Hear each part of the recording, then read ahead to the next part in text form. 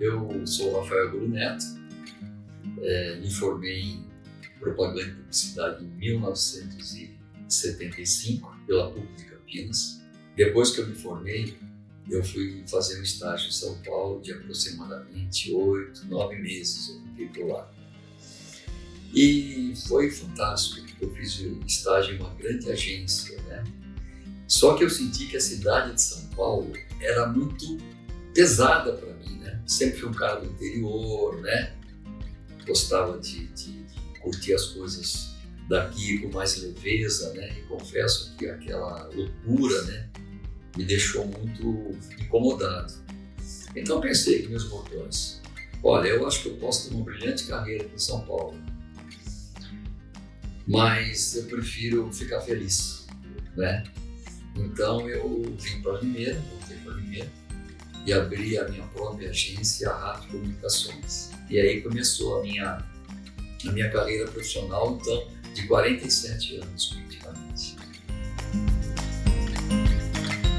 Comecei sozinho, na cara e na coragem. Porque em Limeira não existia agência de propaganda, não tinha. Então, as grandes empresas da época tinham que recorrer às agências de São Paulo ou de Campinas. Confesso que nesse primeiro momento, logo após a instalação da agência, foi um trabalho muito forte de garimpo mesmo, sabe? Eu tive que garimpar o mercado, porque as pessoas não tinham ideia do que era uma agência de propaganda, né? Normalmente eles trabalhavam com gráficas e a gráfica tinha lá um desenhista que fazia lá o folheto, que fazia o catálogo, né? Mas não era um publicitário, né? Era uma coisa amadora, na verdade, né? Então esse conceito de agência de propaganda, essa filosofia de agência, né? Eu tentei, na verdade, eu implantei aqui na cidade. Tenho até uma imensa alegria de falar, né, que a RAF foi um verdadeiro laboratório. Por quê? Várias pessoas de Limeira começaram a estagiar na RAF.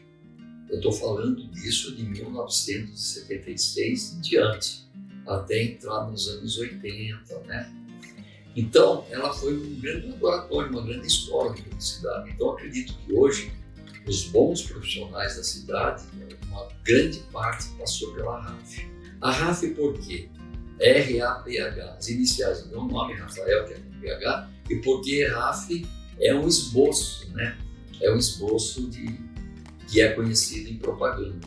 Quem, na verdade, né, me inspirou muito no início foi a agência DPZ, que foi um marco na propaganda brasileira. DPZ de 3 grandes profissionais, do Alibe, Petit e Zaragoza. Eram 3 sócios e donos, né, da DPZ, que marcou época no Brasil. E aí, né, eu conheci o trabalho e a obra magnífica de Washington Oliveira. Esse cara para mim é o the best, entendeu?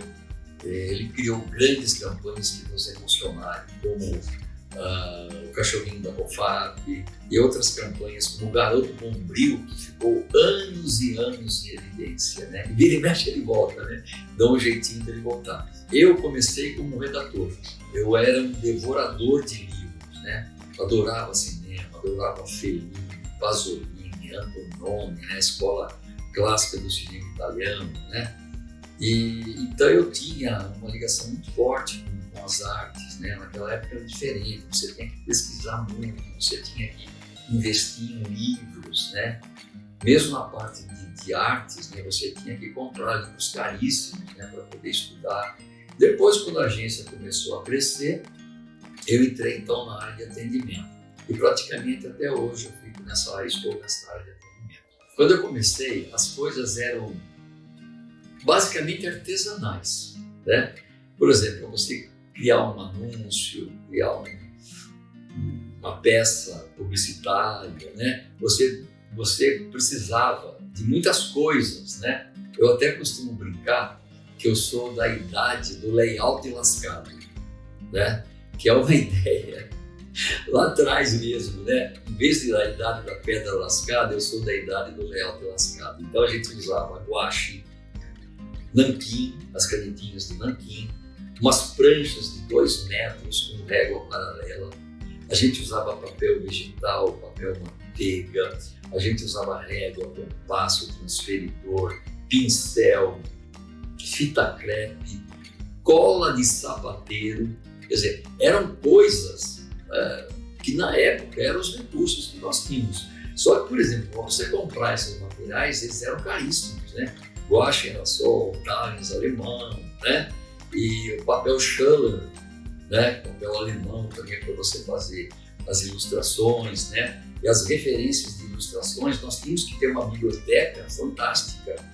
Todo mês passava um vendedor de livros em São Paulo vendendo para a gente os livros, né? De referência dos grandes ilustradores, de fotos maravilhosas que a gente procurava absorver para aprender, né? E assimilar para colocar também nas nossas peças publicitárias, né? Aí, mais ou menos em 1988, foi a grande sacada, foi o diferencial que eu chamo de abissal, foi o surgimento da tecnologia com a vinda da internet, mais ou menos em 1988, tá? E junto com a internet, então, a gente já adquiriu os computadores com o sistema operacional Windows. Isso foi uma revolução. Em 1985, com o lançamento do Windows 95, então, a coisa então mudou radicalmente. Paralelo, um pouco depois surgiu o Macintosh também, que hoje é uma plataforma muito utilizada, né? Mas basicamente a gente trabalha com Windows, né? Então, aí foi uma diferença muito significativa. Então, eu costumo dizer, não tem parâmetro, né? É uma diferença brutal, quer dizer, os profissionais de propaganda de hoje não têm a mínima noção do que era a propaganda anteriormente. A parte de composição de texto era uma coisa assim absurda. Você tinha que fazer composição de texto com chumbo quente, que se chamava linotipo. Você digitava o texto no tipo de máquina de escrever e depois isso aí ia para um chumbo que era derretido, e aí esse chumbo derretido era decalcado em papel e formava o texto. E depois surgiu a fotocomposição, né? A IBM lançou uma máquina chamada IBM Composer, que você trocava as margaridas, que eram as fontes das letras, né? Mas tudo um processo artesanal, que continua igual. Um bom briefing,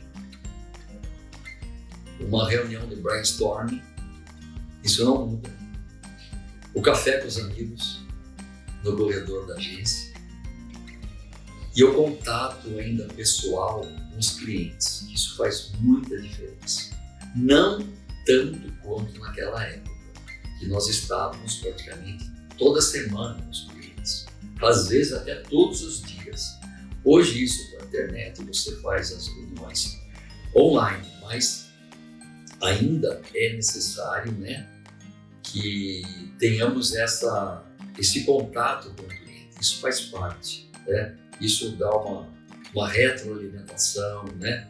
Isso faz com que a gente conheça mais intimamente o produto, né? E o homem de propaganda, eu costumo dizer, né? Eu dei aula, eu costumava dizer sempre isso. Nós temos que conhecer o produto, talvez tanto quanto quem criou o produto, sabe? Para poder dali extrair aquela ideia genial, aquele insight bacana que todo mundo gosta de ver propaganda. Costumo dizer que a Allo foi uma grande loteria na minha vida, né?